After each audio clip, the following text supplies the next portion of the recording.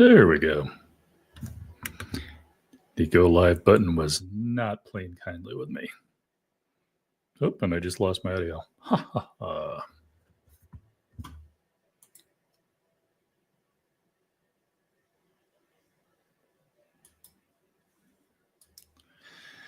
All right. It is 8:31, so providing everything's working correctly,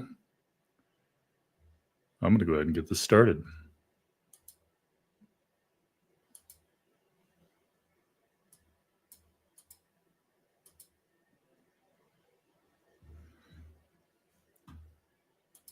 Helps if I have the screen ready so I can click on start, huh? All right, guys, here is Edgar Allan Poe's The Cast of Amontillado, providing I'm pronouncing that correctly at all. Is true horror seeing something approach, or is it not seeing it until it's much too late? Pseudopod is a horror podcast. Consider this a warning. Pseudopod, episode 906 for February 13th, 2024. The Cast of Amontillado by Edgar Allan Poe. Narrated by Alasdair Stuart. Hosted by Sean Garrett with audio by Chelsea Davis. Hello all, I'm Sean Garrett, co-editor here at Pseudopod Towers, your host for this extra special Carnival Mardi Gras episode in which we will be presenting one of the genre's bona fide classics, Edgar Allan Poe's The Cast of Amontillado. This story originally appeared in Godey's Magazine and Lady's Book in November of 1846. Do I really need to tell you much about Poe if you're a faithful listener to this show? How about a few random facts? He was likely named after Edgar, the Earl of Gloucester's son in Shakespeare's King Lear. He was an orphan, then taken in by the Allan family, but upon the death of John Allan, while Edgar was living in poverty, he was disinherited from their estate. His reputation, post-mortem, was almost ruined forever by literary critic and rival Rufus Griswold, who, angry at Poe's criticism of his own work, wrote a scathing obituary/biography of the author, filled with lies, painting him as a womanizing madman, drug-addled and bereft of both morals and friends.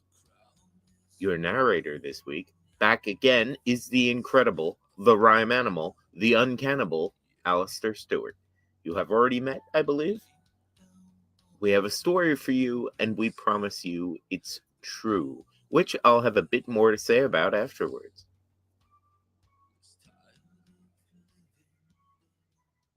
The Cast of Amontillado by Edgar Allan Poe. Read by Alasdair Stuart.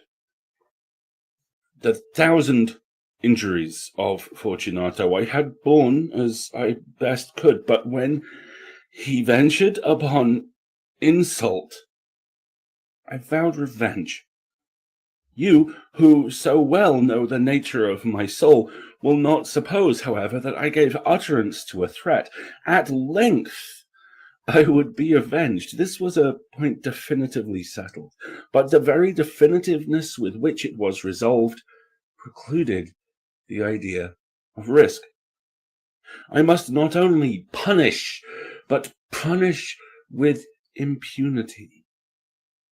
A wrong is unredressed when retribution overtakes its redresser. It is equally unredressed when the avenger fails to make himself felt as such to him who has done the wrong.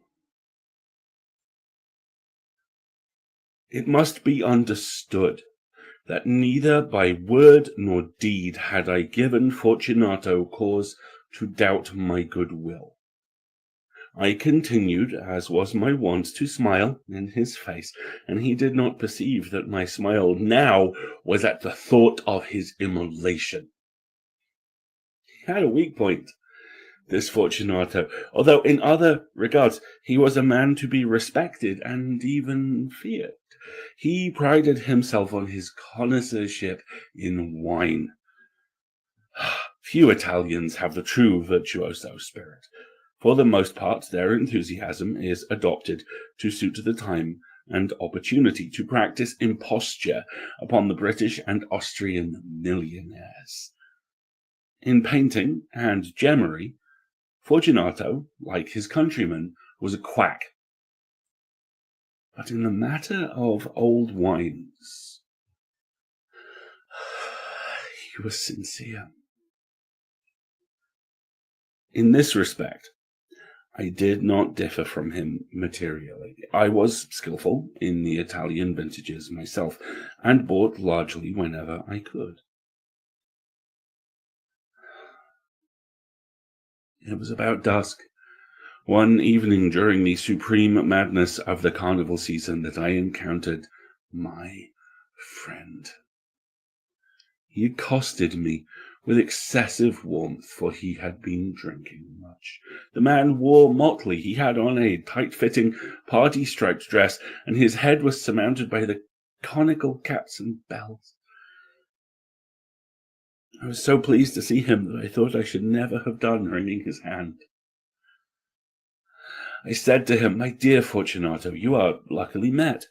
How remarkably well you are looking today, but I have received a pipe of what passes for Amontillado, and I have my doubts."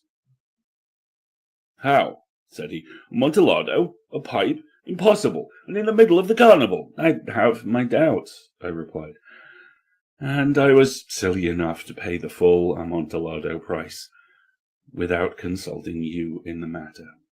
You were not to be found, and I was fearful of losing a bargain." "Amontillado!" "I have my doubts." "Amontillado!" "And I must satisfy them." "Amontillado!" "As you are engaged, I am on my way to Lucchese. If anyone has a critical turn, it is he. He will tell it. Lucchese cannot tell Amontillado from sherry. And yet some fools will have it that his taste is a match for your... Come, let us go." "Whither?" "To your vaults." "My friend, no, I will not impose upon your good nature. I perceive you have an engagement." "Lucchese..." "I have no engagement. Come." "My friend, no. It is not the engagement, but the severe cold with which I perceive you are afflicted. The vaults are insufferably damp. They are encrusted with nitre." "Let us go, nevertheless. The cold is really nothing." "Amontillado, you have been imposed upon. And as for Lucchese, he cannot distinguish sherry from Amontillado." Thus speaking, Fortunato possessed himself of my arm.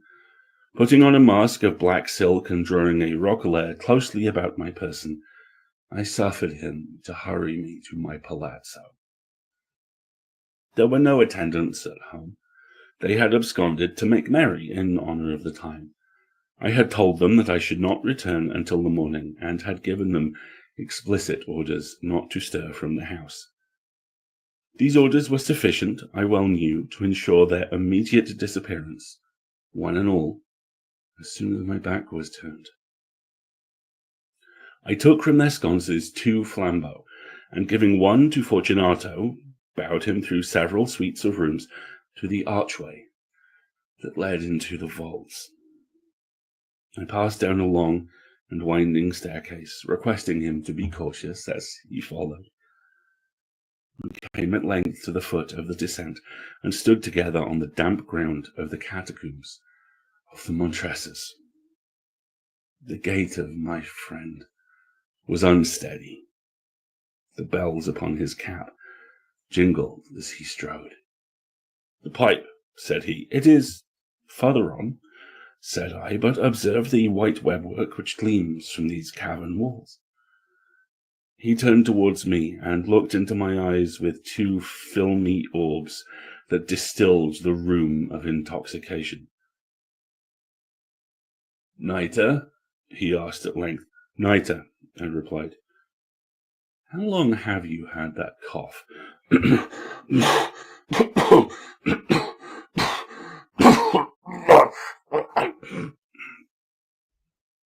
My poor friend found it impossible to reply, for many minutes. "It is nothing," he said, at last. "Come," I said with decision, "we will go back. Your health is precious. You are rich, respected, admired, beloved. You are happy, as once I was. You are a man to be missed. For me it is no matter. We will go back. You will be ill, and I cannot be responsible. Besides, there is Lucchese." "Enough," he said. "The cough is a mere nothing. It will not kill me. I shall not die of a cough."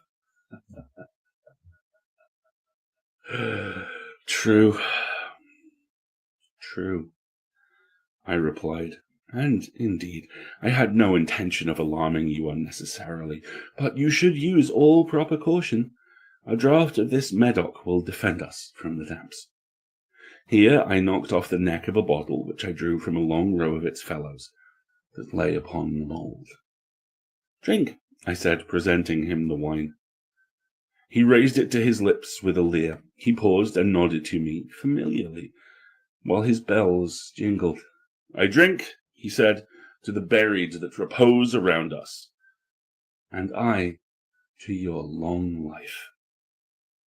He again took my arm, and we proceeded. "These vaults," he said, "are extensive." "The Montresors," I replied, "were a great and numerous family. I forget your arms. Oh, it is a huge human foot door in a field azure. The foot crushes a serpent rampant, whose fangs are embedded in the heel." "And the motto?" "Nemo me impune licet." "Good," he said. The wine sparkled in his eyes. The bells jingled. My own fancy grew warm with the Medoc. We had passed through walls of piled bones, with casks and puncheons intermingling, into the inmost recesses of the catacombs. I paused again, and this time I made bold to seize Fortunato by an arm above the elbow. "The nitre," I said, "see, it increases, it hangs like moss upon the vaults. We are below the river's bed. The drops of moisture trickle among the bones. Come, we will go back ere it is too late. Your cough, it is nothing," he said. "Let us go on, but first another draught of the Medoc." I broke and reached him a flacon of de Grave. He emptied it at a breath. His eyes flashed with fierce light. He laughed, threw the bottle upwards with a gesticulation I did not understand. I looked at him in surprise. He repeated the movement, a grotesque one. "You do not comprehend?" he said. "Not I," I replied. "Then you are not of the Brotherhood." "How?" "You are not of the Masons." Yes, I said, yes. "You? Impossible! A Mason?" "A Mason," I replied. "A sign," he said. "It is this," I answered, producing a trowel from beneath the folds of my roquelaire. "You jest," he exclaimed, recoiling a few paces. "But let us proceed to the Amontillado." "Be it so," I said, replacing the tool beneath the cloak and again offering him my arm. He leaned upon it heavily. We continued our route in search of the Amontillado, and we passed through a range of low arches, descended, passed on, descending again, arrived at a deep crypt, in which the foulness of the air caused our flambeau rather to glow than flame. At the most remote end of the crypt there appeared another, less spacious. Its walls had been lined with human remains, piled to the vault overhead, in the fashion of the great catacombs of Paris. 3 sides of this interior crypt were still ornamented in this manner, and from the 4th the bones had been thrown down and lay promiscuously upon the earth, forming at one point a mound of some size. Within the wall, thus exposed by the displacing of the bones, we perceived a still interior recess, in depth about 4 feet, in width 3, in height 6 or 7. It seemed to have been constructed for no especial use within itself, but formed merely the interval between two of the colossal supports of the roof of the catacombs, and was backed by one of their circumscribing walls of solid granite. It was in vain that Fortunato, uplifting his dull torch, endeavoured to pry into the depths of the recess. Its termination the feeble light did not enable us to see. "Proceed," I said. "Herein is the Amontillado. As for Lucchese, he is an ignoramus," interrupted my friend, as he stepped unsteadily forward, while I followed immediately at his heels. In an instant he had reached the extremity of the niche, and finding his progress arrested by the rock, stood stupidly bewildered. A moment more, and I had fettered him into the granite. In its surface were two iron staples, distant from each other about 2 feet horizontally. From one of these depended a short chain, from the other a padlock. Throwing the links about his waist, it was but the work of a few seconds to secure it. He was too much astounded to resist. Withdrawing the key, I stepped back from the recess. "Pass your hand," I said, "over the wall. You cannot help feeling the nitre. Indeed, it is very damp. Once more, let me implore you to return. No? Then I will positively leave you. But I must first render you all the little attentions in my power." "The Amontillado!" ejaculated my friend, not yet recovered from his astonishment. "True," I replied, "the Amontillado." As I said these words, I busied myself among the pile of bones of which I have before spoken. Throwing them aside, I soon uncovered a quantity of building stone and mortar. With these materials, and with the aid of my trowel, I began vigorously to wall up the entrance of the niche. I had scarcely laid the first tier of my masonry when I discovered that the intoxication of Fortunato had in a great measure worn off. The earliest indication I had of this was a low, moaning cry from the depths of the recess. It was not the cry of a drunken man. Then there was a long and obstinate silence.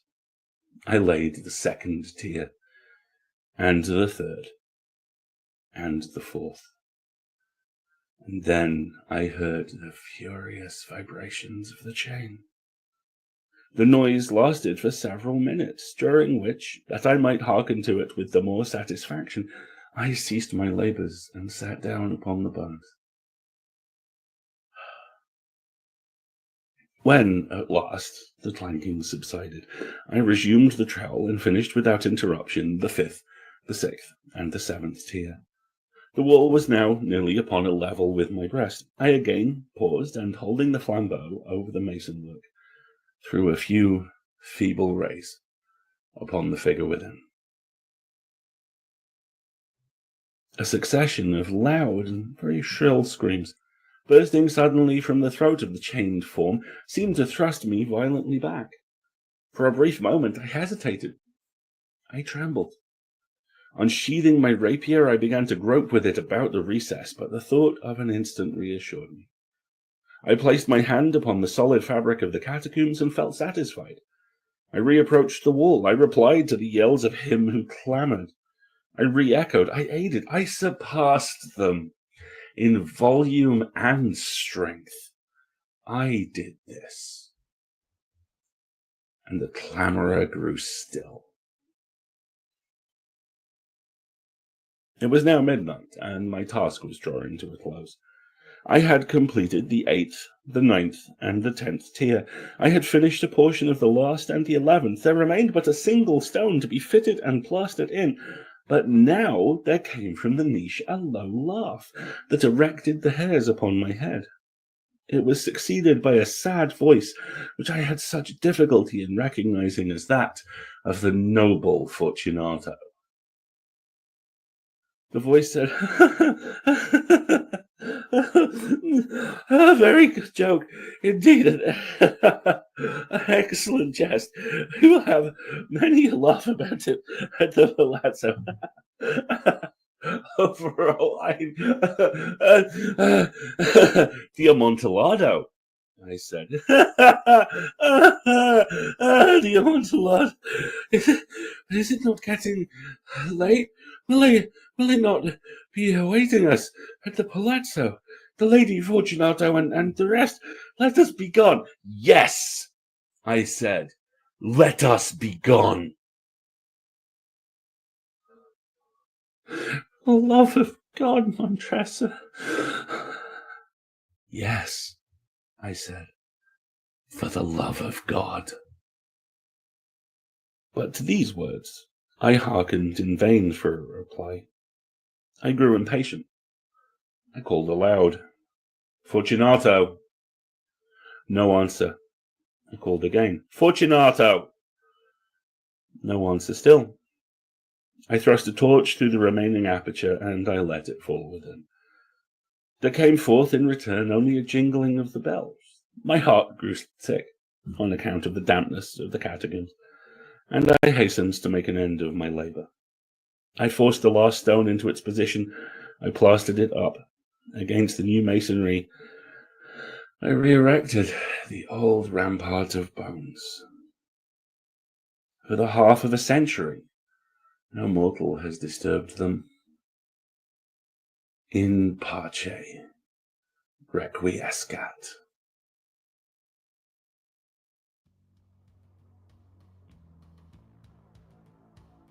The Cask of Amontillado was the story that taught a younger version of myself what the word immurement meant, and stands as an exemplary form of what would later be dubbed the Conte Cruel by French writers enamored of Poe.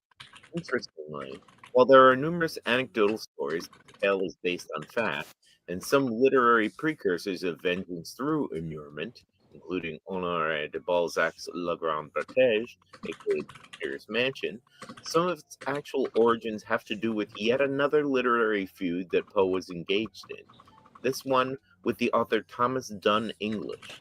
After Poe had successfully sued that author's editors for libel, English published a rather confused novel called 1844, or The Power of the SF, in 1846, which contained a character named Marmaduke Hammerhead, author of the famous work The Black Crow, portrayed as a drunkard and a liar. Poe responded by composing this story, which folds many elements of English's novel into a concise tale of drunkenness and revenge. I once had a writing professor who pointed out that, interestingly, there are arguments to be made that Montresor is also, through obsessive retelling, burying Fortunato over and over again in the actual text of the story, burying him with words and immuring him in the text. And the story may also illustrate that revenge, no matter how satisfying in the moment, is an act you yourself cannot escape from either. You may be telling the story of your triumph endlessly to yourself.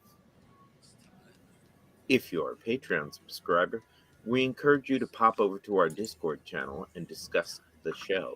And on the subject of subscribing and support, Pseudopod is funded by you, our listeners, and we're now formally a nonprofit. One-time donations are gratefully received and much appreciated, but what really... All right, I'm going to cut that off there because I know he talks a little bit about that in the thing that he shares with us later as well. Paul, how's it going? It's going all right. Can you hear me okay? Oh, yeah. Sounds great. Okay. Good. I didn't know if my mic was a little quiet. No, you know you're perfect. Oh, yeah. Well, obviously the hair. I'm deafened by the hair, you know. Yeah. Deafened by the hair. My hair makes noise. Just you can't. It's like, you get to a certain age and you have to like turn down the radio so you can see better. So, it's so it's like that, but with hair. Exactly. Okay. All right. So how's everybody doing? Welcome to our possibly only live horror reads, but we thought we'd have fun. I thought if it's okay with you, we'd let chat talk for a little bit. I'm going to pull up Bluesky, see if anybody has anything going on in there. Yeah. And then maybe 10, 15 minutes, and then we'll bring up Alasdair did send that thing. And I chopped it up a little bit to get rid of some of the pauses and stuff while he was looking stuff up. So it's I think it's less than 15 minutes all said and done.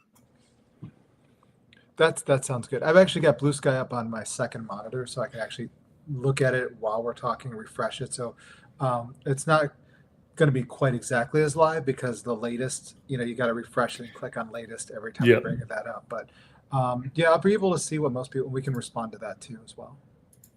Well, I also thought that I would go ahead and share this. Am I getting the right one here? This shameless plug in here. Mark Monroe, horror author. Pre-orders for Ghost of Black Bear Mountain open tomorrow, it looks like. So he hashtag horror reads. So I'm going to throw that out there. If you like horror, check out Mark's book. Oops. I probably didn't need to click on that. Go back. I'm not going to leave that up all the time. I just thought I'd throw that up there. Yes, I have a face and a voice. I'm not just text floating on Bluesky. Exactly. Bum, bum, bum. I know. You'll probably be seeing more of it too, because I plan on trying to do more stuff on YouTube, do some short things on Instagram, that sort of stuff. So, yeah, actually, there's not a whole lot of horror read tags, at least that I can see right now. But I don't know if that's just because everybody's in the chat watching us. I don't know. Yeah, well, some of them might be waiting till 9 o'clock exactly. Because that is true. I noticed too on Bluesky, because of the horror reads, it's not quite as fast as Horror Watch, because I think people are actually thinking about the responses.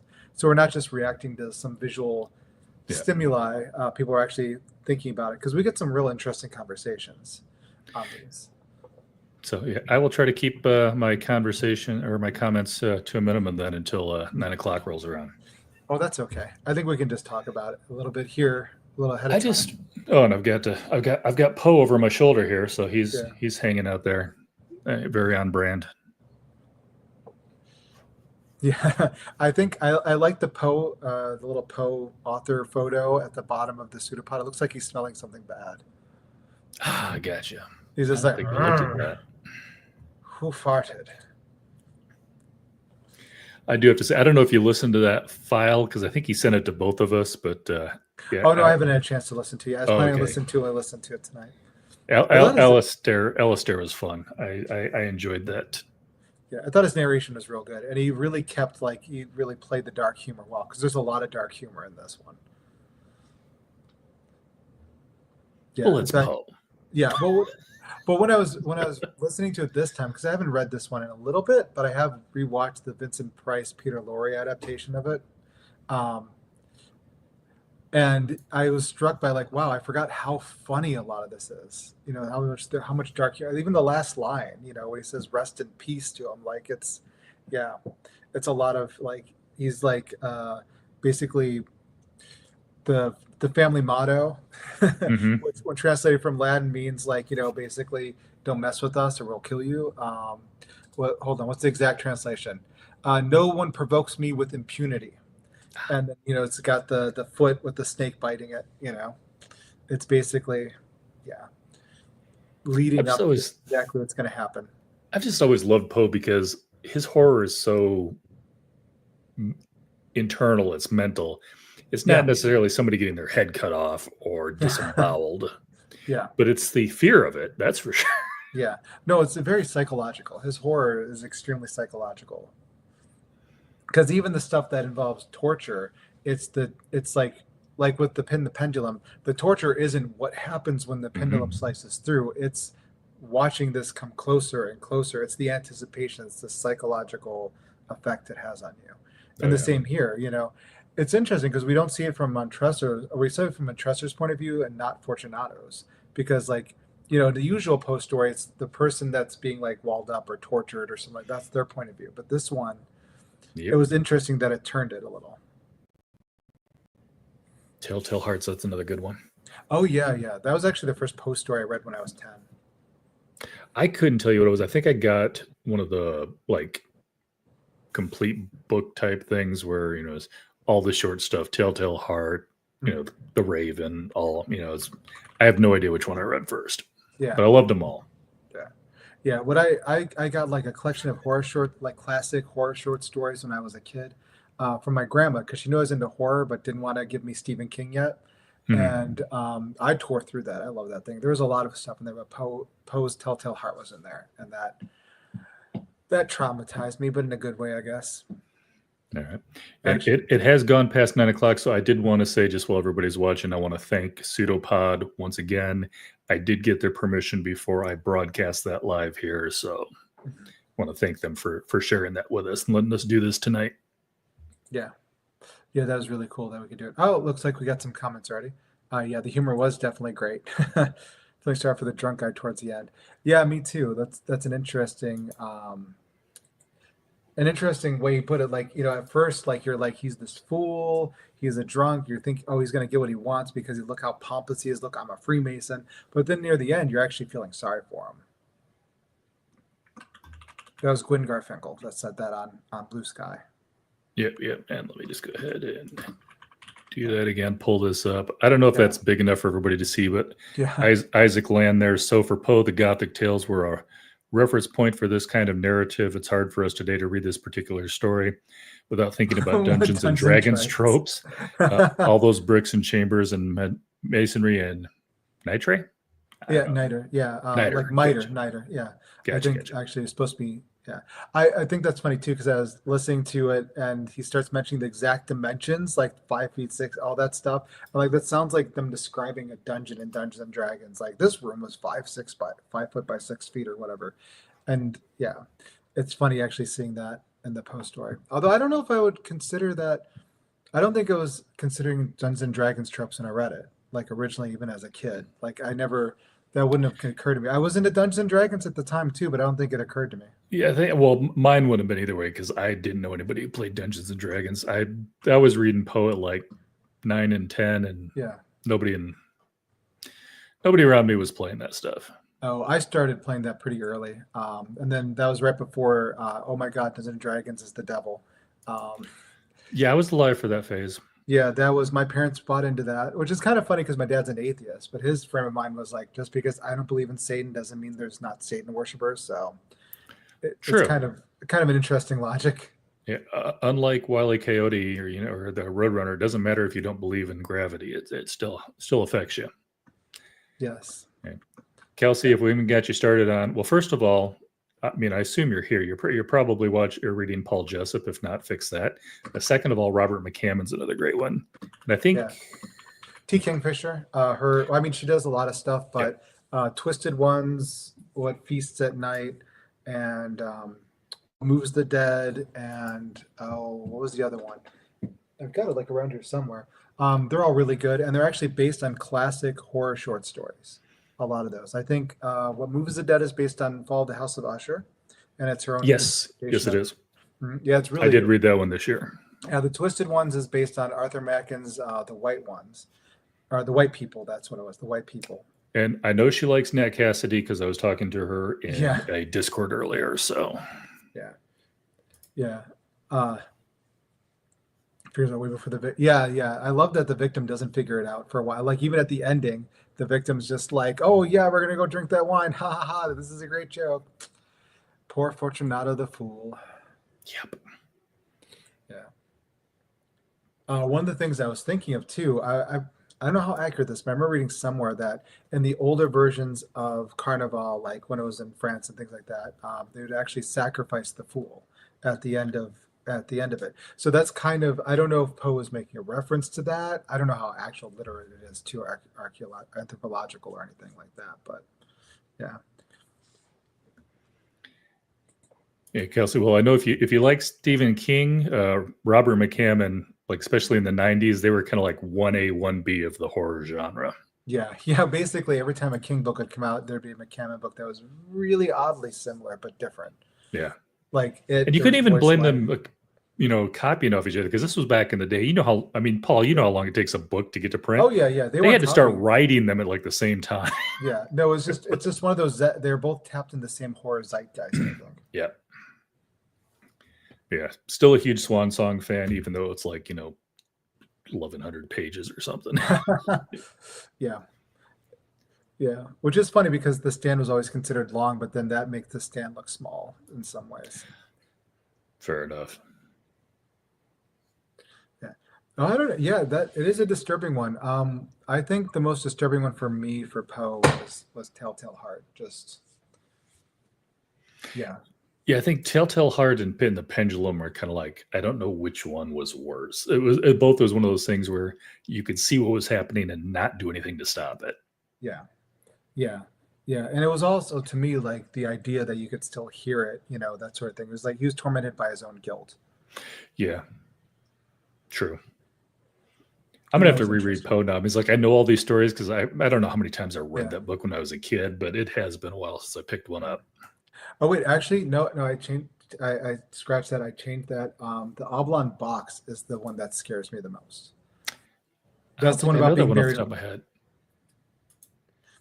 Yeah, that's the one that's entirely from the point of view of somebody being buried alive. Yeah, I can see that. In the coffin, it starts off with them like describing all the different methods for telling somebody they've been buried alive, and all of them fail for this person. Like the little bell ringing. Probably read that one, but it just didn't stick. Yeah. Yes, because that is a fear of mine. Vincent Price didn't do a version of it, so Yeah, that really didn't have much to do with the story. I think the only Poe movie that I think is a very accurate retelling of the book is Fall of the House of Usher, the Corman Poe ones. Because even Pin the Pendulum, it's like a combination of several stories. And then the haunted palace is actually based on a Lovecraft story, but with a Poe title, which is kind of interesting. Yeah, I did love the fact that I started, and again, getting back to T. Kingfisher, you mentioned I'd started reading that book, and at the time I hadn't read anything about it. I just knew that I liked T. Kingfisher. Yeah. And I'm like, this sounds so familiar. It's like, oh yeah, it's Fall of the House of Usher, but expanded upon. Yes, it's expanded upon, and it's like, yeah, I don't agree with every single thing that she did with the book, but it was, I think, an extremely good adaptation, I guess you could say. Yeah, I'm torn about the second one because the first one left me enough that I want to read the second one, but I also know that the first one already went beyond the Poe story, so I don't know what she's going to do for the second book. Yeah. Yeah, I'm not sure either. I haven't actually read What Feast at Night yet, so I'm curious. Yeah. I'm wondering if it's like actually going to be another Poe story from and just have that soldier character moving from, you know what I mean? Different Poe story. That would be cool. Yeah. Possibly, depending on how well it was done. Yeah.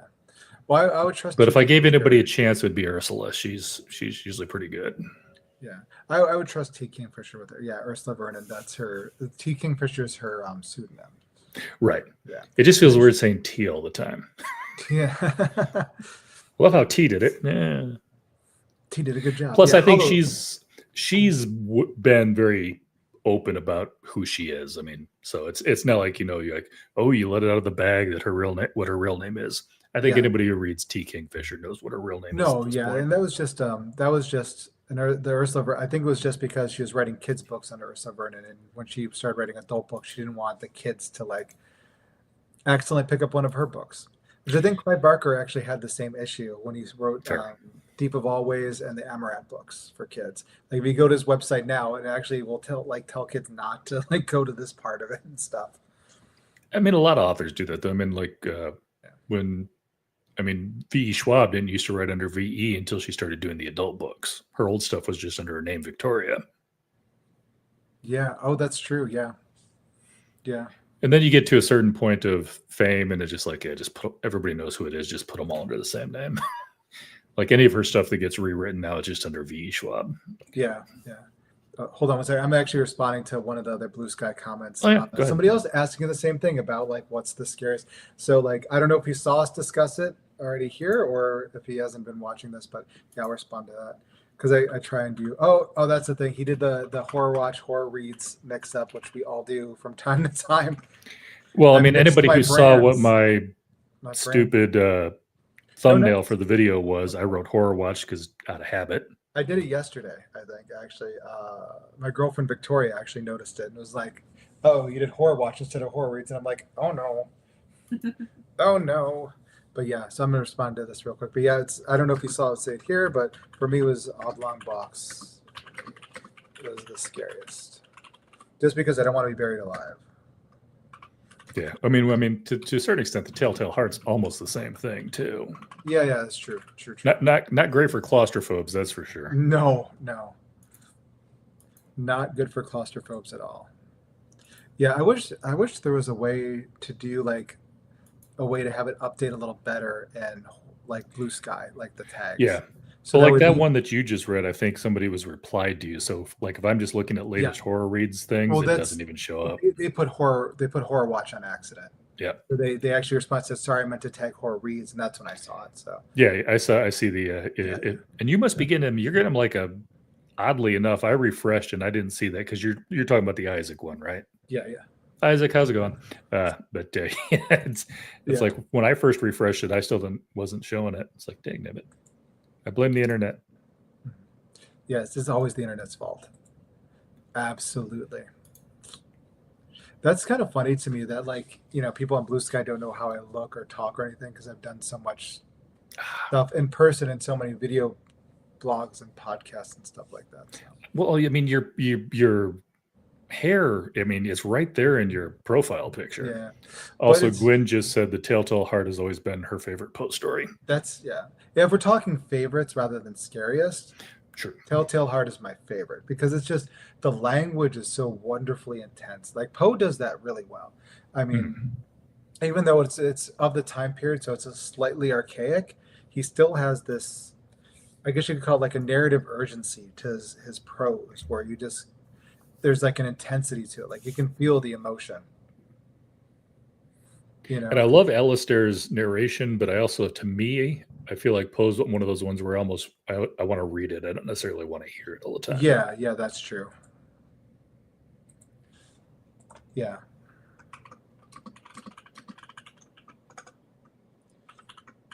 So they actually got a funny story about Telltale Heart, because like I said, I read it when I was about 10. And so like when I was 10 years old, my mom was having my youngest sister. And so they were deciding they had to make another bedroom. So they're splitting my bedroom in half. So she could have the other half of the bedroom.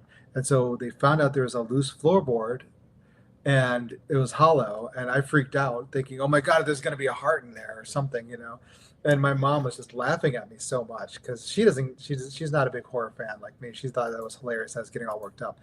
But like, funnily enough, what was inside was some really old dirty magazines and dusty box of condoms. Yeah. So I had no idea. Like, yeah. If you get the dirty old magazines, you really need the condoms, though. Yeah, I don't know. I don't know if those go together. Yeah, not really. We're getting off topic. All right. Yeah. But it was just hilarious because I was like, oh my God, it's gonna be this heart or like a femur or something, and like no, it was nothing like that at all. No. Yeah. More stories like this in my introduction to my short story collection, where I talk about my childhood horror obsessions. Gotcha. Yeah. Yeah, it's been a minute since I read that. Plug in my book. Hey, I threw a plug in for your book earlier today. Thank you for that. That was pretty funny. Well, I just happened to have I'm redoing the thumbnails for my book reviews. Yeah. And so I'm just doing like one a day going through them because I just don't want to sit down and just do them all at once. Yeah. Because that would be too easy and get it over with. And I just happened to get to yours today and I'm like, hey, what time? And like, well, as long as I'm thinking about it. I'm basically just redoing the thumbnail with like the picture of the book instead of having me on it and stuff like that because nobody cares. They're there to see what I thought of the book, not to see me. Exactly. Well, maybe though. I mean, you're the YouTube star.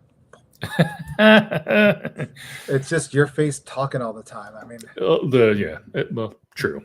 I do a lot of talking as my wife. Yeah. I think that's why she lets me do this. She's like, go talk to somebody else for an hour. Leave me alone. Yeah, my kids notoriously they're just like, we just tune you out now, Dad. It's just a stream of noise. Mm-hmm. Yeah.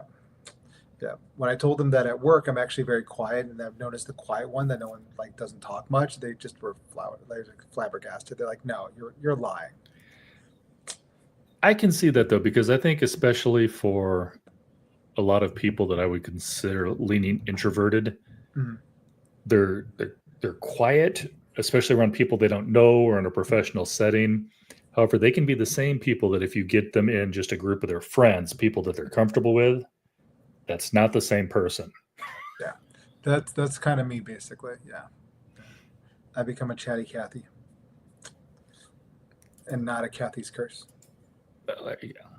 As long as you don't become a Jennifer's body. I guess, yeah. Oh, now I got to see what the rest of this is to see what they're.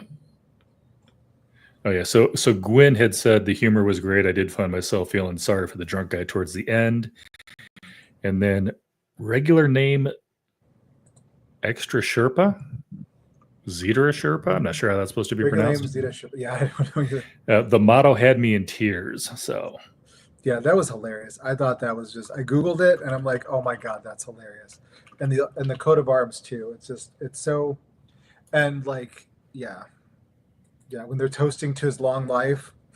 mm-hmm. Long live. Never mind. Okay. Yeah, just even the last line, Requiesce and Pace. Or Pace and Requiesce. Yeah, rest in peace.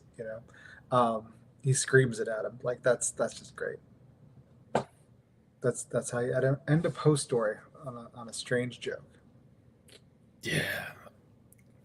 Just Poe too has. I mean, even when he's not doing poetry, he just has like this rhythm, and it just his stuff just flows. Yeah, some of the best writers are poets. I think, hands down. That's like that's absolutely some of my favorite writers are poets. Like Catherine Vellante, she's a really great poet, and like you can tell it in her work.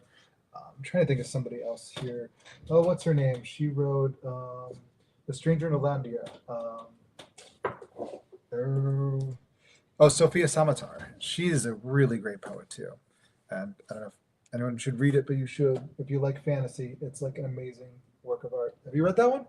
I have not read that one. Oh, it's so good. That one and the sequel. When you started to say her name, all I could think of was the Supreme Court Justice. No. Sophia Samatar. Yeah, she. So I hope I pronounce her last name correctly. But probably. Yeah, but she is. Yeah, she's really good. Winged Histories and The Stranger in Alandria, very good stuff. Like if you like, I was gonna say like probably like Earthsea or that sort of thing too. But it's like very much an adult. But the language is wonderful in that. Very poetic.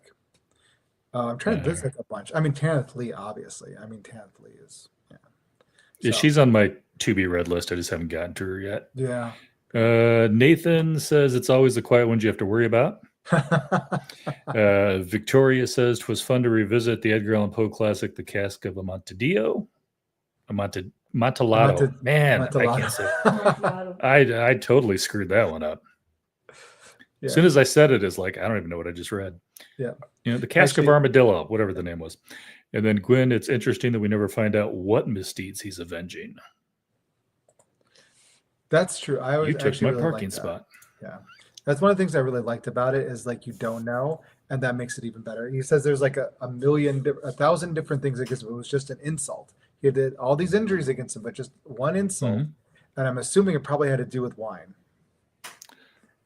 Yeah, but I love that they never said that.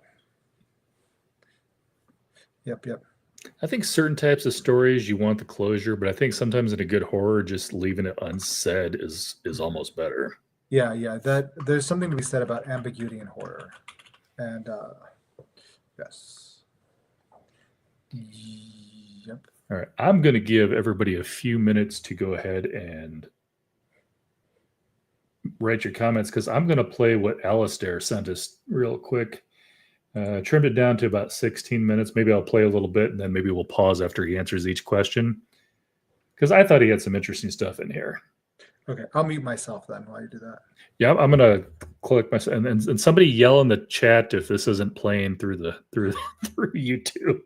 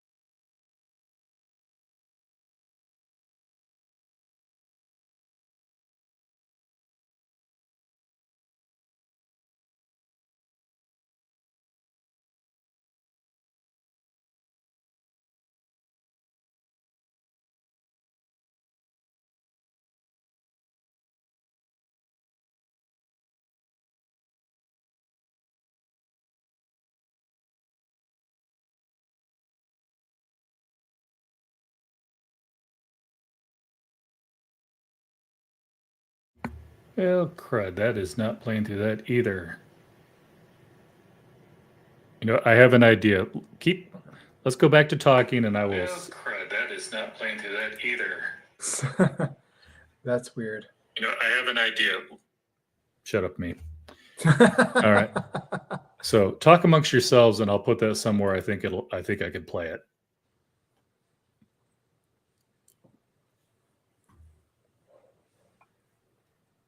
Should only take a minute, hopefully.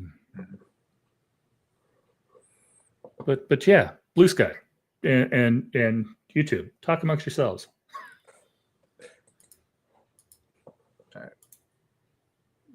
Do you want to mute myself again? No. I've got to put this up.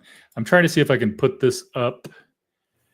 And it doesn't like it because it's not a video. Well, yeah. Ooh, What do you mean he's very kind and concerned about his health? That's true. The coughing.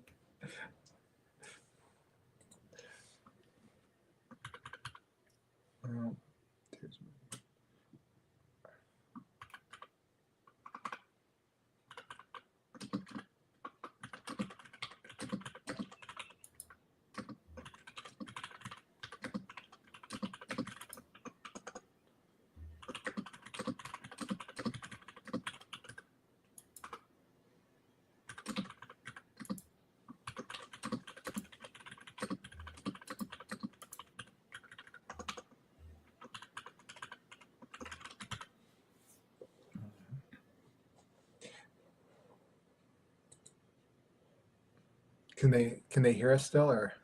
Yeah, they can hear us. Yeah. Okay, cool. Yeah, so I just noticed a regular name, Zetra Sherpa, said, "What do you mean? He's very kind and so concerned about his health," which is probably one of the funnier things that happened. Like, your cough, Montrosor, or your cough, Fortunato. But also interesting too is he kept giving him like a reason to not go down there. Like he kept like trying to get him to like turn around. Like he's like, no, I'm not. We don't have to go do this now. But Fortunato wanted to do it. Like he almost was like, he really wanted to go down there and find out what's going to happen.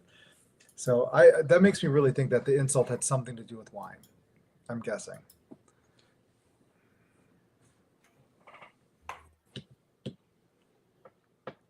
Cast of Amontillado. Nobody can say it. The Larry David remake. That's funny. The Larry David remake. That kind of obsessive hatred is weirdly twinned with love, says Isaac. Yes. Yeah. And I like Nathan's taking it too. That for me is the source of the horror. We know no justification adequate to explain Montresor's need for revenge. Because of that, Fortunato's fate is shocking and horrific. Yeah, that's true. Yeah, the ambiguity, I think, adds to the horror.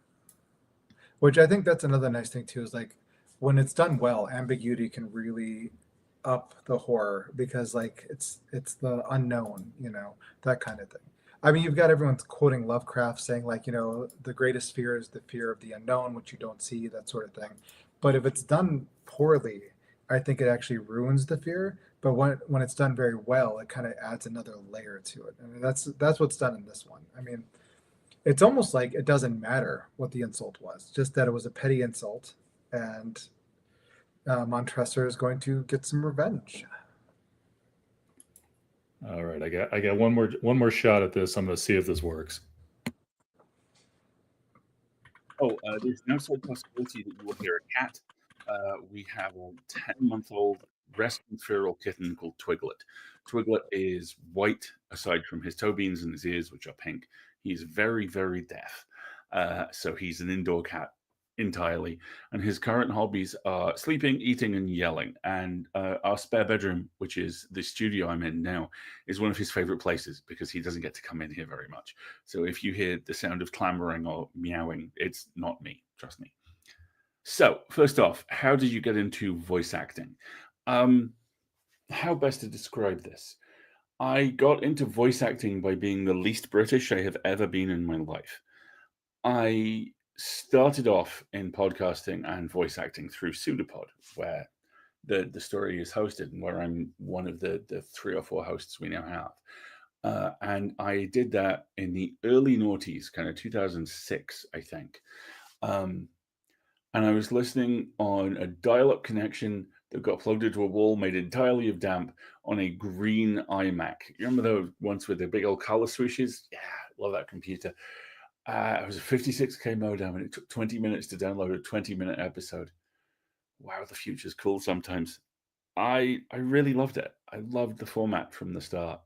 I grew up on stuff like Fear on 4, the Valentine Dial and Edward D'Souza fronted BBC Radio 4 kind of Twilight Zone alike, and the Twilight Zone, various versions of it, and all that kind of stuff. So hearing these horror stories presented this way was amazing. And at this point, I was becoming friends with one of the two editors on the show as well. And she said she was thinking about stepping down. And I did the least British thing I've ever done, which is I volunteered. And I said, I'd really love to do this. And they said, yeah, I think you'd be good. And last year, I celebrated 16 years at Pseudopod. I love it. It is the most fun job I've ever had. I've held it longer than every other job I've ever held in the real world, especially. It's where I met my partner, Marguerite, and she and I are now on the board of the Escape Artists Foundation, which is the non-profit that runs Escape Pod and Pseudopod and Podcastle and Cast of Wonders and Cat's Cast.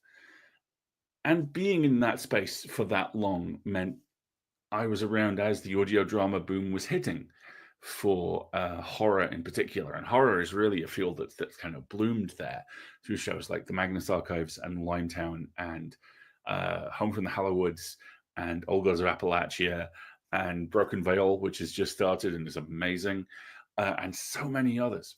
So after a while, I started auditioning. I started volunteering. I started being less British again. And somewhere, I'm not sure how much of this ever aired, but somewhere there is a Star Trek fan audio drama in which I play a Russian chief engineer. I think that was my first job. And then there was a fantastic The Relic style show called Tales from the Museum, where I was Casey, the guy in the chair who explained the plot to people. And that was my first kind of regular job.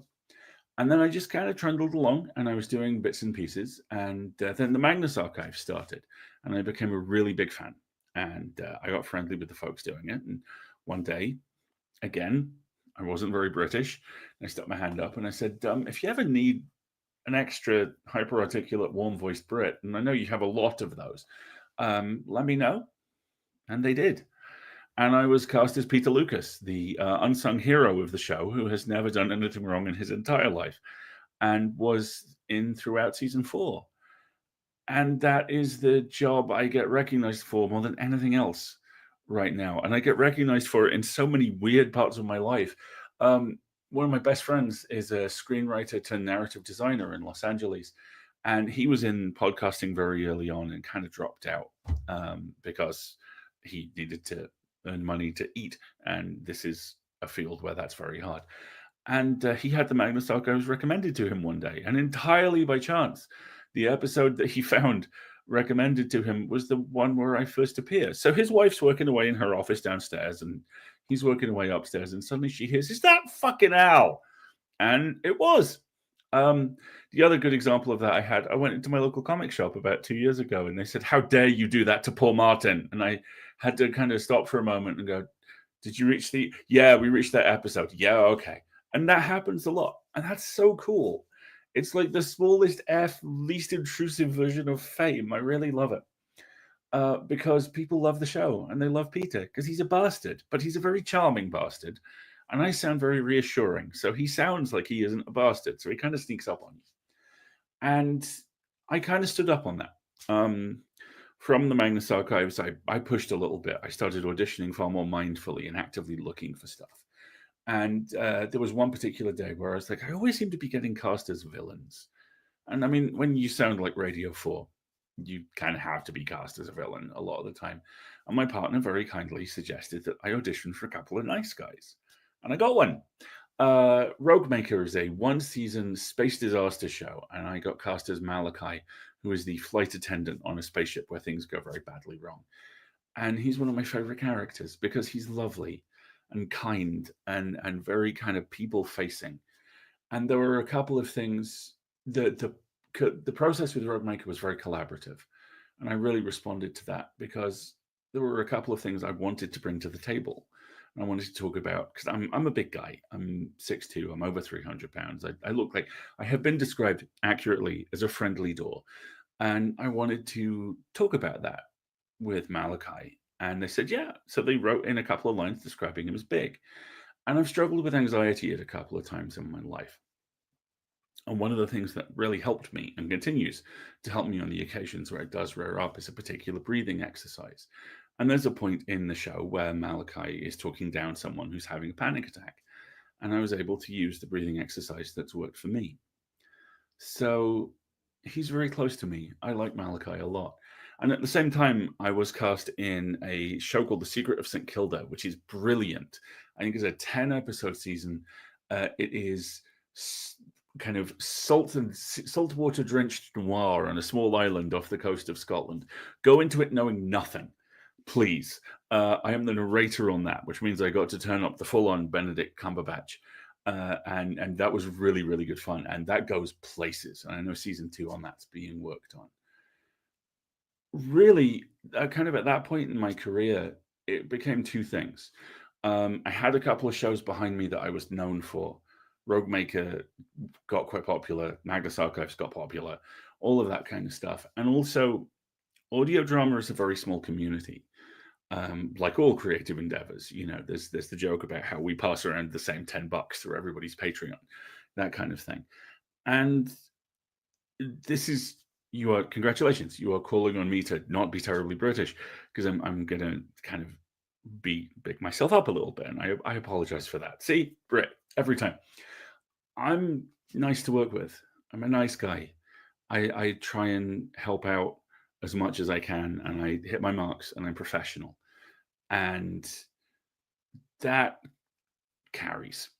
So my reputation in the field is not just that I'm quite good, but it's also that I'm good to have in the room.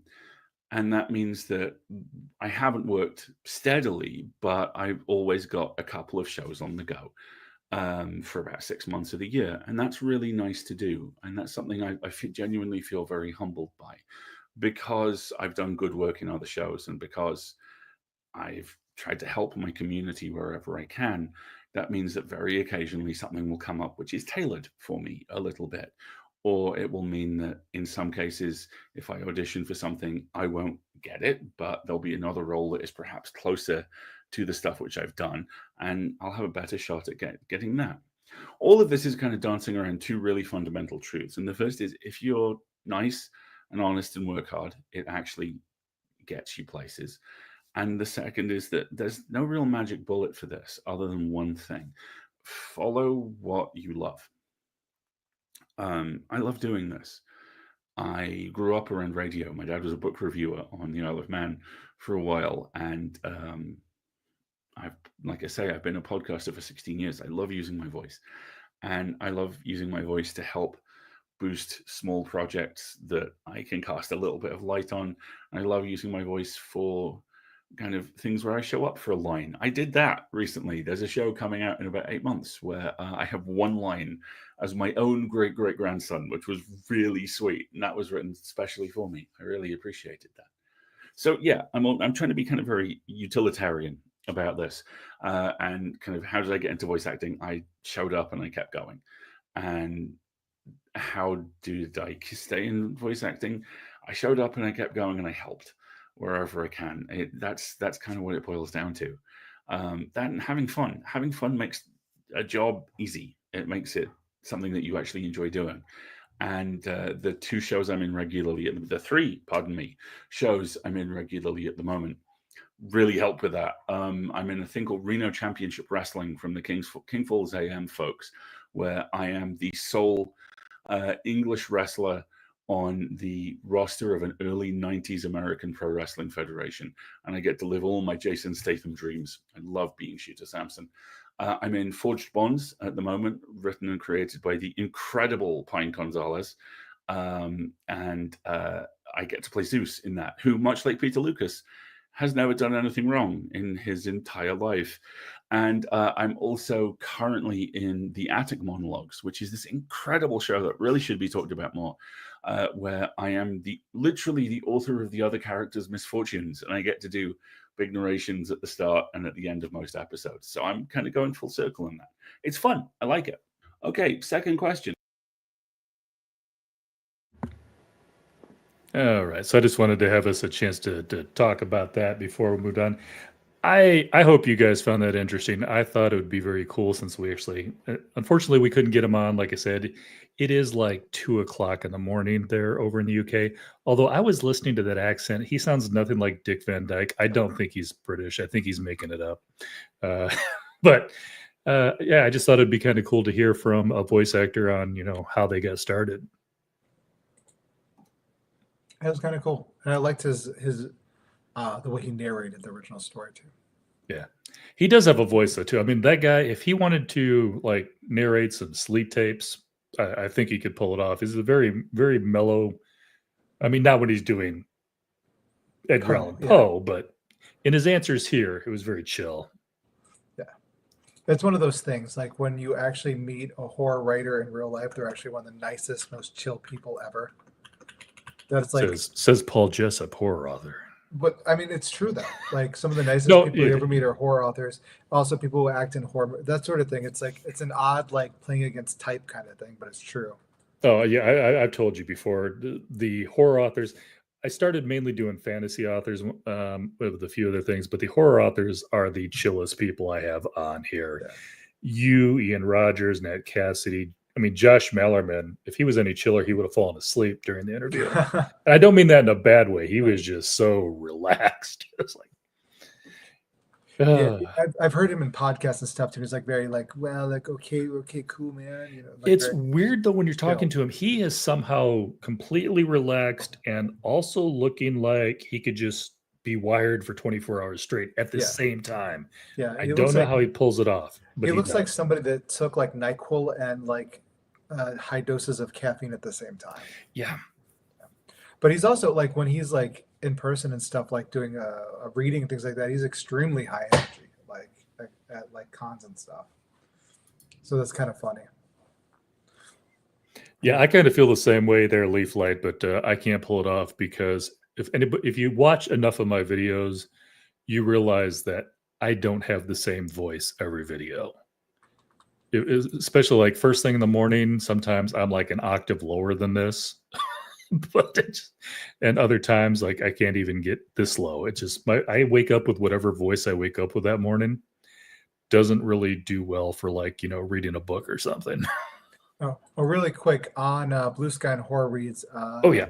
Isaac Land said that we haven't mentioned Flanagan's House of the Usher TV show yet, which does give a certain kind of backstory for wanting to wall him up. I didn't actually watch a lot of that. Like I watched like a few episodes of that, but it wasn't really my kind of. I really wanted something more closer to like actual Poe adaptations rather than Flanagan's. I mean, which he does with a lot of other stuff too. Like that's his thing to take like an already existing property and then kind of like twist it into like something completely unrecognizable. But in that one, it didn't work for me. Yeah. I did like Isaac's comment too. These catacombs need to be downside and made more efficient and compact. Yeah, well, he's making a joke because I said Musco's Montresso, and so he's making a Musk joke there. I know. I was having a little fun with that. Although I think Alasdair probably did give away his Britishness. Catacombs. Yes, true. Oh yeah, and when I responded to like Isaac, I was mentioning that there's a Vincent Price Corman version of this in Tales of Terror, which has Peter Lorre as Fortunato and Price as Montresor, and it's really good. Oh, I'll watch anything with Vincent Price in it. That's all there is to it. Oh wait, did I get that backwards? I don't know. I'd watch a commercial with Vincent. I'm just trying to think who got. Yeah, I think it was Lorre was Fortunato and Price was Montresor, right? I switched them around. Never mind. So yes. So Peter Lorre is the Montresor and Fortunato is Price. Okay. So oops. It would probably make sense when you think of Price, you probably wanted to put him in that role.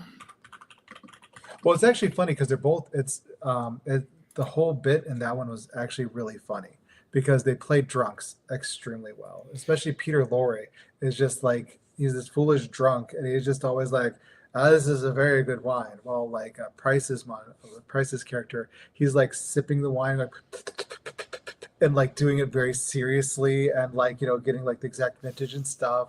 And yeah, it's really funny. They do like a wine off. It's worth watching, especially that whole bit when they do the wine off. It's really hilarious. Nice. All right, and then let me give. So let me do a refresh here. See if there's anything new on Bluesky before I move on, because I don't want to forget those guys. Nope, still talking about that. All right.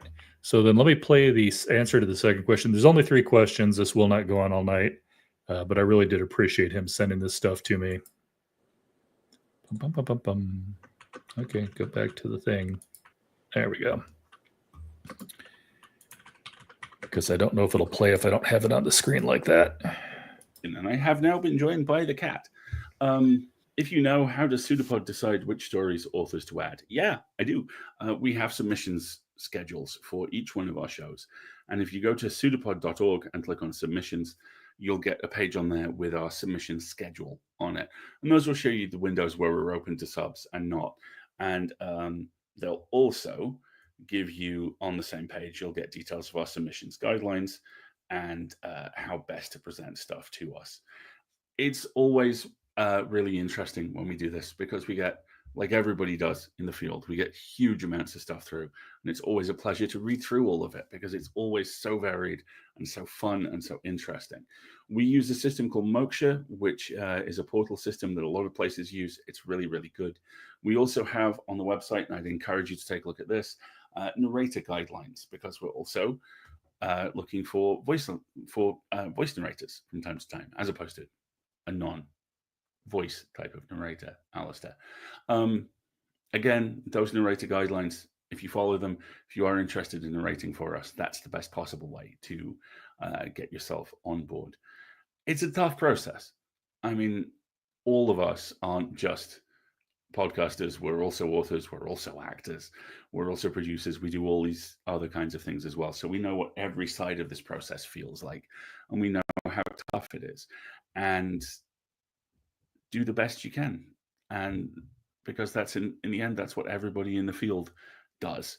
And send us what you've got. And if you're a good fit, you'll land, I promise. But yeah, the submissions process is always really fun and always really demanding. And it's where most of our people spend a lot of their time. So it's no one's a surefire hit. It's always a difficult process. But if you've got something you want to send to us and it fits, send it. And last question.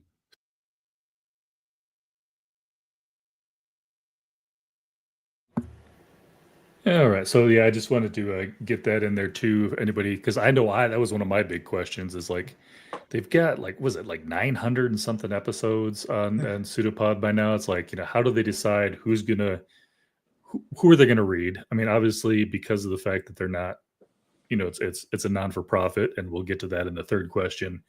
They're not paying you guys anything, the authors, I'm assuming.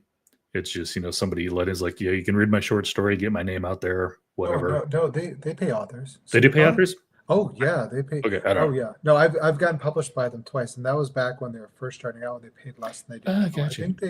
I think they're if they're not pro paying, they're very close to pro paying. No, nice. Yeah, gotcha. I don't know if they paid Poe anything, but yeah, well, yeah, I think those ones, and I think they pay less for reprints too, and less for dead reprints, I guess. Well, what are those ones like they always see, like everybody has a version of like Edgar Allan Poe because nobody owns his rights anymore or something? Well, yeah, it's public domain now. The same with that's why they did the Human Chair, I think, because the original one is in the public domain, but they did their own translation, and so like it was an interesting. That was, I think were you there for? Yeah, I was there for that one. Yeah, that was an interesting one. I like that one. It's interesting too because like he was Edgar Allan Poe, so he considered himself the Japanese Poe. So it's very connected to what we got now. He was such a huge fan of Edgar Allan Poe. All right. So the last one is this one. I asked this question because I wanted to give them a shout out, basically, since they did allow us to do this. So I'm just going to play the very last question. It's only about less than 4 minutes. Pseudopod is a free podcast. How can people help out the program? I'm really glad you asked that, because now, especially, is a really tough time to do literally anything in the arts. Here's how we tend to talk about this at the end of every episode. We're entirely funded by you. We are now a non-profit. There are lots of different ways that you can support us. One-time donations are great. We know how tough things are in every way for everyone right now. And if all you can afford is a one-time donation, please believe me, it helps just as much as everything else does. The thing which helps the most for us, though, is subscribing. We run a $5 subscription level through Patreon, and that gives us a lot more than those $5. The fact that we have a set amount coming in every month gives us stability, reliability, dependability, all those things that you need to build out. We work through Patreon. We work through PayPal. We have a dedicated email address, donations@escapeartists.net, which exists solely to catch people who want to donate to us a particular way and are not sure that we do it. If there is a way you want to help, please get in contact with us there. If you don't see it as something we already do, and we'll, if we possibly can, we'll sort it out. We'll have a conversation with you.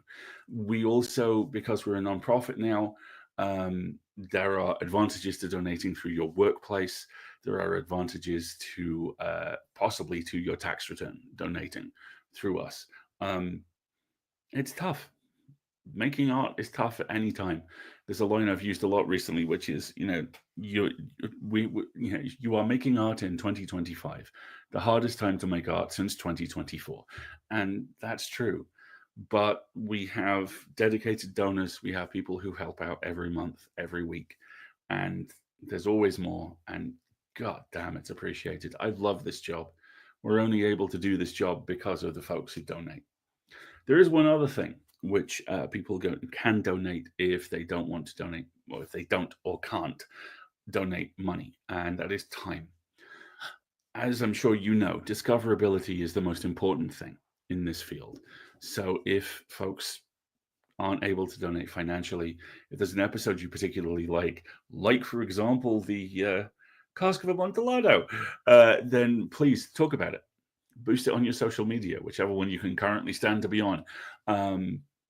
Mention it on forums, leave positive feedback on podcatchers. All of it helps. And I think that's really the thing I want to kind of dismount from this. All of it helps. Every single piece of community action you take, and that can be retweeting someone, that can be donating to something, that can be emailing an author and telling you how much you love their story, that can be asking a very chatty podcast host on to talk about their show. Thanks for this, by the way. This has been a blast. All of it helps. It's really easy at the moment to feel powerless. We're not. So many of the things we do don't help huge amounts, but everything we do helps a little. And that's really one of our ethoses. At EA, we try and live by the kind of twin goals of one story told well, and always help if you can. So if you can help out, please do.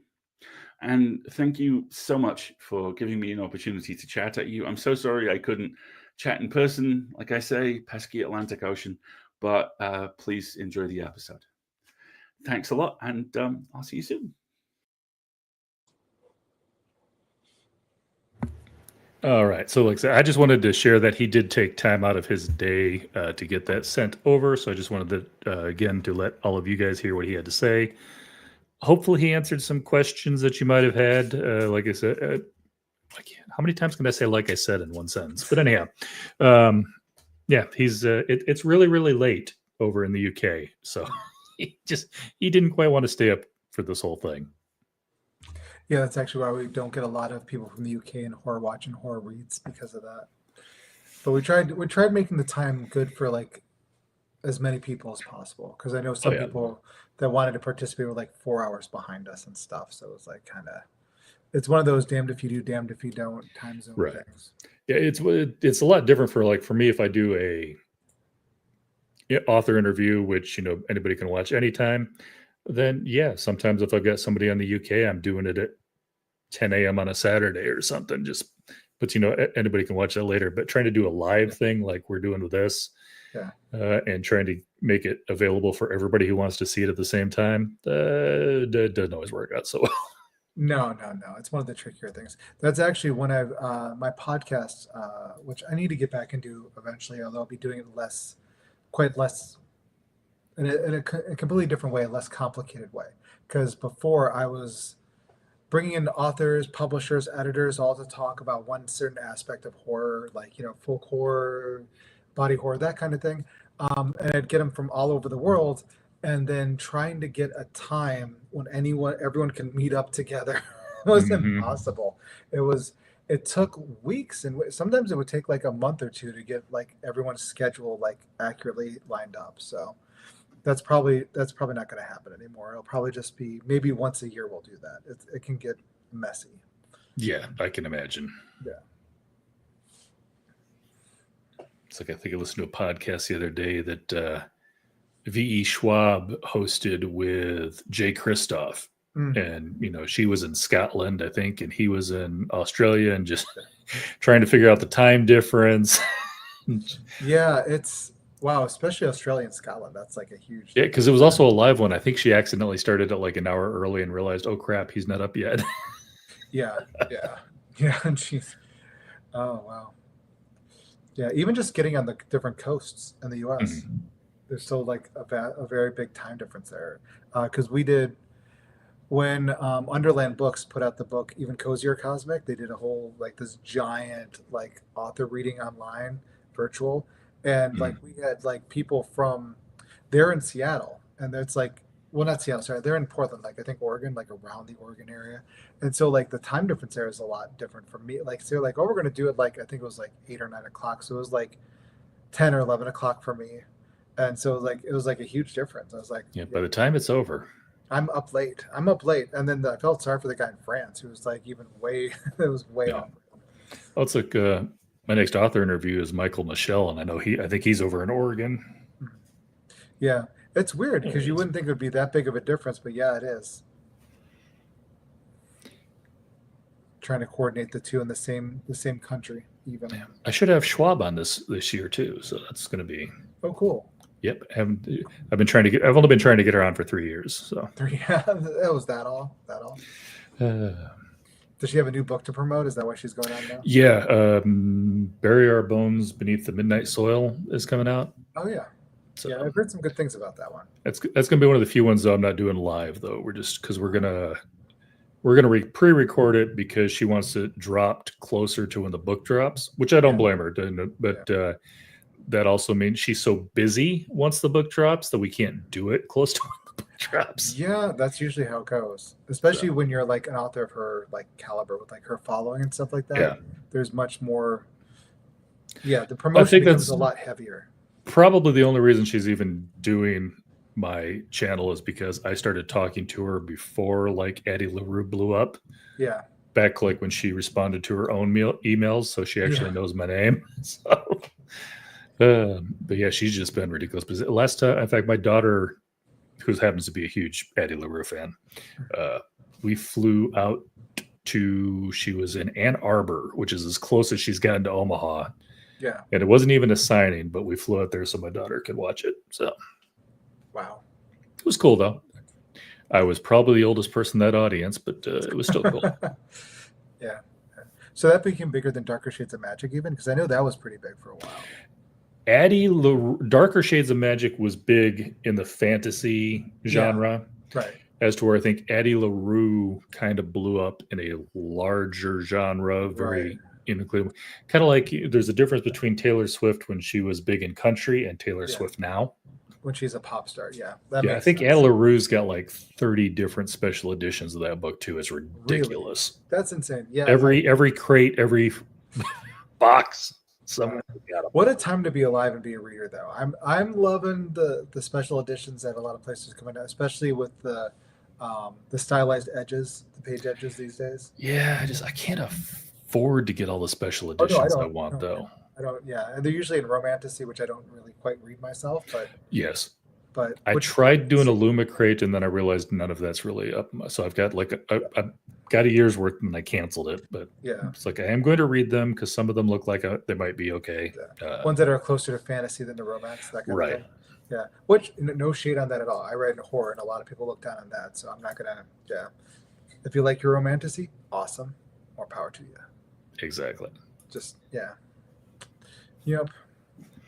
But the only other thing that I've actually paid for a special book was I picked up a Twisted Retreat box because it was the absolutely only way. I think it's back here somewhere. Dun, dun, dun, dun. Under all this pile. Was it this one? Might have been this one. It was the only way to get the Ian Rogers Every House is Haunted, the new version in hardcover. That's pretty. It is. I like it, and it's also good. And speaking of the edges, it does have the edges. But yeah, I had Ian on way my first year. I had Ian on, and I loved his. I love that series. Oh, Bluesky just got pretty funny. So they're like basically discussing like the ambiguity of like what Fortunato actually did. And so he said, like, raise the question whether Fortunato even know he offended him in the first place, which I think is true. I think Fortunato, I don't think even realized he offended him. I thought he just considered, like, it's like, why is my friend doing this? Mm-hmm. And then Isaac Land said he doesn't speak about it when he realizes he's being walled up, which for me implies that he knew exactly what the revenge was for. And then Nathan Andrews says after that, he knows what he did. It's just, that's really funny. He knows what he did. Yeah. Every wife will swear that. You know what you did. No, I don't. He knows. If I did, I wouldn't be asking. Oh, yeah. Well, this is definitely a fun one to talk about, I think. Yeah. Oh, I do. Yeah. Like I said, unfortunately, I don't know if I'd want to do this on a regular basis just because I feel like, especially the Bluesky, I mean, it's kind of a Bluesky thing. This is kind of a fun once off. Yeah, and I would have loved to have had Alasdair live to be able to talk back and forth, but he did some really good answers to those questions I sent him. So yeah, especially was interested in how to become like a voice actor, that kind of thing. That was kind of interesting. I'm glad he went into that. Yeah. And he's also on Bluesky. I think I tagged him in one of the things I sent. Yeah, yeah. Because he actually responds a lot to the horror read stuff. I think he's excited that we're doing a lot of pseudopod stuff.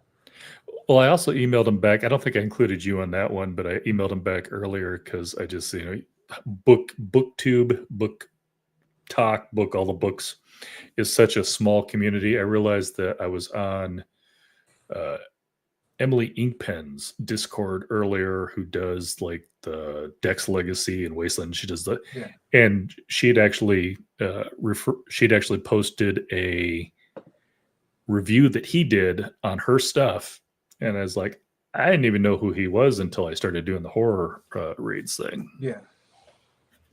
Then you just realize everybody knows everybody. Oh yeah, it's like no, that's the thing. Like especially genre fiction community is very small. When it comes down to it, like eventually you'll meet somebody and you're like, oh, this person knows that person. It's kind of spooky how that can be. Which is it's fun because like my local bookstore, it's like literally down the street from my house, which is wonderful. They have like book clubs and stuff like that. So I like going to like the horror book club. I'm like, oh yeah, I know that guy. We talk a lot, that sort of thing. And they're like, what, really? I'm like, yeah, all horror authors kind of know each other. Yeah. It's a secret club where they don't tell anyone. But it's like he was also talking about the Moshe thing, which I know Matt Kressel created, and he's been on my podcast before. So yeah, Matt's cool. I like Matt. I think I published him actually. I did years ago I did an anthology that I published him, Matt Cheney, a whole bunch of people in, like real long time ago. I think it was like 2006, 7, something like that. Let me see. When was this out? I think that's the hard thing about getting authors on these days too, is everybody's got their own podcast. Yeah, 2009 was when I did this. So yeah, he's in this one, which is kind of cool. 2000. Wow, that was a long time ago. I know. Sometimes you don't want to think about it. No, I don't. I don't want to think about it. I definitely don't want to think about the first time I was published in Apex, when it was still Apex Digest, and it was actually in Barnes and Nobles, and it was a print thing. That was a long time ago. I actually shared that one with Lavi Tinar, Maurice Broadus, and Alethea Kuntis, and some other people, which is kind of funny because I didn't know them at the time, and I actually became friends with them after we were all published in the same magazine together. Back in the day. I'm just feeling old. Yeah. I'm feeling old. Off topic and old. So this is a good horror. I'm actually glad we were able to do the Poe one because, yeah, it's like one of my favorite Poe stories. Yeah. Oh yeah, yeah. It was also nice and short. It's like less than half an hour long. So yeah. Actually, most of the ones I think we've done forwards, I think there's only one that was an hour long. That might have been the first one. Yeah, just to me, it was like, if it's less than a half hour long, though, because especially that's including the commentary on both ends, it's like that's a short story. Yeah. That's the only one I think we've done that's an hour. Most of them have been a half hour, I think.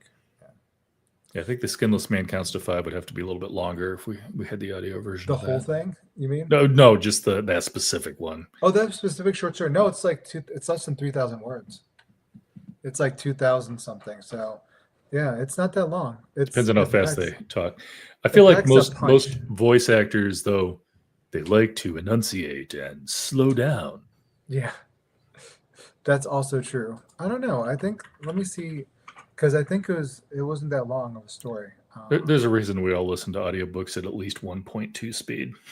Yeah. I was listening to the first chapter at regular speed just so that I can kind of get a feel for the person's rhythm and emotions and stuff like that. And then I like bump it up. Usually I stop about 1.2 because anything over that, you start sounding like the Chipmunks. Yeah, I know people that listen to really 2. do that. I know a lot of people that do that. I listen to regular speed. Yeah. I'm a freak. I don't try and life hack my way to faster books, I guess. I don't know. It does go slower. It does go slower listening to an audiobook than it does to actually read the book, though, I noticed. I am a little more tempted to speed it up faster, though. Like, for instance, something like Name of the Wind. It's like a 20-hour book. Yeah. It's like, that takes a minute. Yeah. Well, I think the horror reads thing, you usually do like an hour. So it's starting to wind down now, the actual conversation and things. Yeah, I see there's like 7 people watching now. Yeah. I got it up in a little corner there. I can see who's all watching on YouTube. Yeah. And also on Bluesky too, I'm saying. Like it looks like a conversation. Usually like after like 45 minutes to an hour, it starts winding down. So yeah, and I get it too, because I mean, it's not like when we're doing Horror Watch where there's always something new coming. It's like we started discussing this over an hour ago, and it was a half-hour episode. So. Yeah, I know. It's kind of funny. We've turned into the State of the Union after thing at this point. It's like, we talked for 45 minutes. We're going to tell you for the next 3 hours what he meant. Yeah. Yeah, basically. And that's aimed at all of them, by the way. That's not a specific political thing. Every State of the Union, they always talk like twice as long afterwards. Oh, like, yeah. Shut up. Yeah, that's usually the way it is. Yeah. They're trying to like go into every little thing. They're trying to turn it into like some sort of like cryptic gnomic understanding of what they're trying to say. What did he mean when he said good morning? Yes. Was it good morning, or was he being ironic or sarcastic? I don't know. He's a Nazi. He said good morning. No, yeah. Well, if it was Musk, probably. Yeah, that was that salute thing was so stupid. I'm not even getting on that. Okay. All right. Anyhow. Okay. But I know it's after 10 o'clock there. And like you said, it is, I've refreshed a couple times. It doesn't look like there's a whole lot of new stuff going on. Yeah, I still enjoyed the heck out of this. I always love having you on. Yeah. This is so much fun. Yeah. I love being on. So whatever. Yeah, like I said, and I feel like Alasdair is one of those guys that if he'd actually been available at, it's 3 o'clock in the morning now. We definitely could have had a conversation with him as well. He was fun to listen to. Yeah. But anybody who's still watching this or watching this later, don't forget next Sunday, it's going to be back to Bluesky, just like it was, partially tonight. We're not going to be doing this live every week. Back and forth.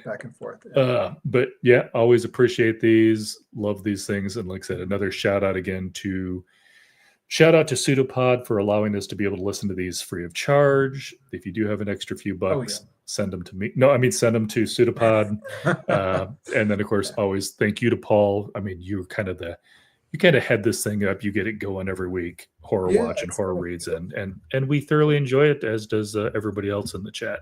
Yeah. So this reminds me of like when we did what was it, that one short story we discussed? Oh, sure, it was novella. Wilding Hall. Oh yeah, That was a lot of fun. Yeah, but we doubled up on that one too because we spent a little time on the Wicker Man as well. So, Oh yeah, that's right. Yeah. so that was our. Yeah, you've been on. I think what for? You've been on for an interview. You've been on the Horror Rex. You've been on the book. What do you call it? Book when you read together. Oh, buddy read. Buddy read. That's Yeah, it. that's what we call it. And now you've been on for this. So Yeah, it's fun. I love being on the show. you are in the lead. This Jen Lyons was on for her third one earlier in the week, but now you're up to 4, so you're So back there in the you lead go. There you again. go. Is it like the SNL where like you get on 5 times, you get the jacket and everything? I may have to make up a T-shirt or something. We'll have to see what goes. That'd be awesome. I'd wear it. Yeah, that'd be funny. All That'd be right. hilarious. All right. So I think I'm going to let you go to bed, though. I know it's after 10 All right. o'clock there. And like I Yeah, said, and I'm old. chat has, well, yeah. And my wife's already asleep, too. So I probably need to start being quiet. So, all right. Talk to you later. Appreciate it. And everybody who watches this later, if you don't have a Bluesky account, make it. Come follow us. Oh, yeah. All right. It's a lot of fun. It's like Twitter, but not evil. Exactly.